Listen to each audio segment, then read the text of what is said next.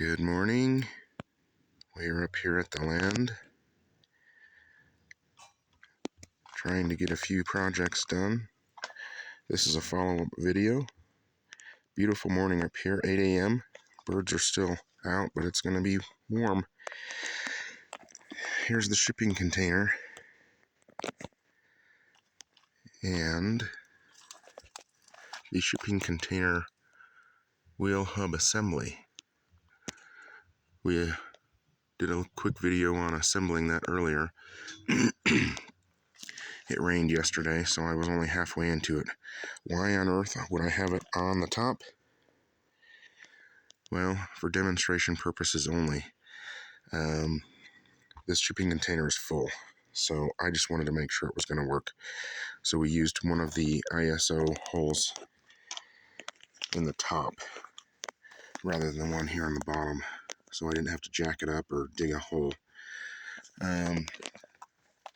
As usual, nothing out here is easy. You have to be flexible, and I think is going to work, but it's going to require some modifications for me. These I think will work without a problem if you have the standard ISO, I think it's called, holes in your shipping container. 99 out of 100 probably do. The remaining one, the one that I have, does not. So be aware, and I'll show you here in a minute more what I mean. Number one, I bought these online through eBay. They are online, other websites, Amazon. I got the 5x4.5. I did not know exactly what wheel pattern, bolt pattern I had, so I had some old trailer tires. The most common is 5x4.5. I just gambled and got lucky. It does fit, so I can use the old wheels and tires that I had. Otherwise, I was going to have to either return these for the different size or buy a new set of wheels and tires.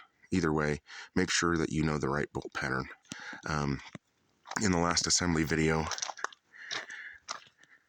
I didn't have the tire on there, but you just put it on your lugs and cinch it down with your lug nuts, put the dust cover or the cotter pin in and the dust cover, tighten everything up, and you at least see up in the air anyways that it's going to work.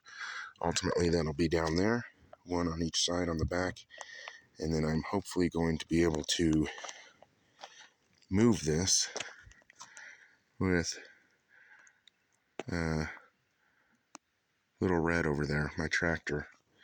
But have to be flexible out here, kind of left to your own devices, and gotta make things work. So, real quickly,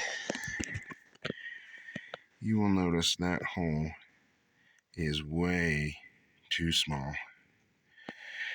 And because we're up in the air, this is already on, but your 1-inch bolt goes through. This piece right here is supposed to slip right in there. Well, it's way too large for what I have.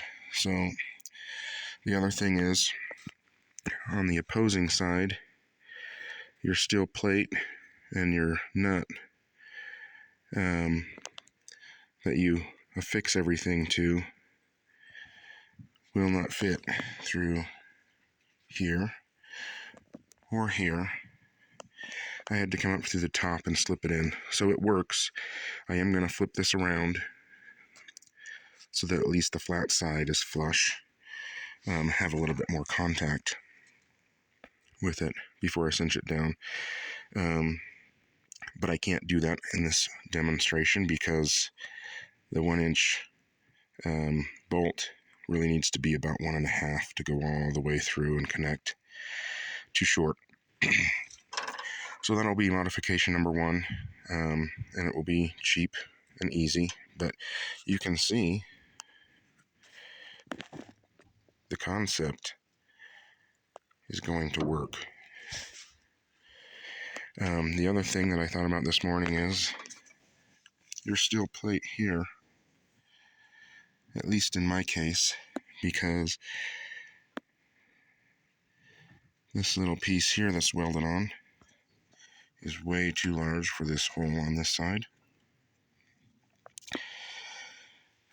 I was going to just simply get another steel plate so that it would brace, and all of the weight of the shipping container, which I'm going to empty out before I move, was going to be a lot of pressure or torque, I guess, on this. So I think what I'm going to do, I'm going to measure this from top to bottom, side to side, and I'm going to take the whole assembly home.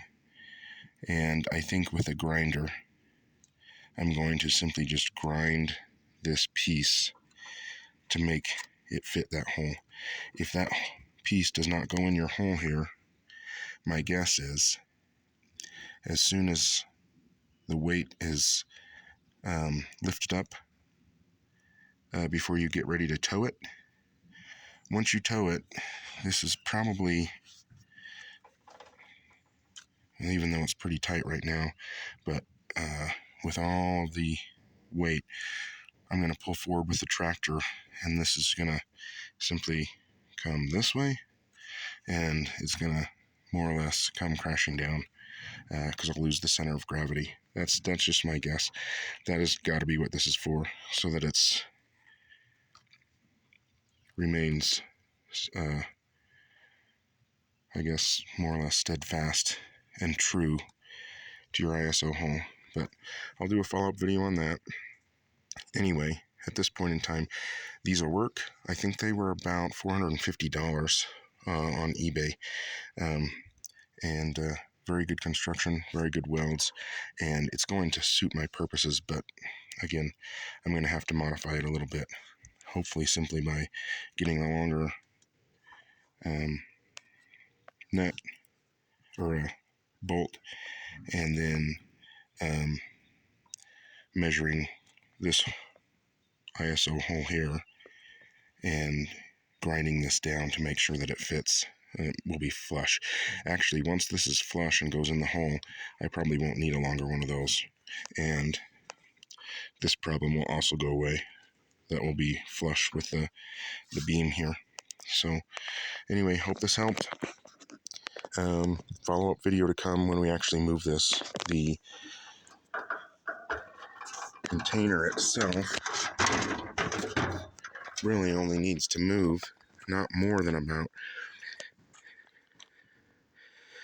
20 or 30 feet back in there, and it's gonna end up being a little garage and for the tractor and some other storage purposes. But hope you enjoyed. Like, share, comment. Thanks so much. Have a good day.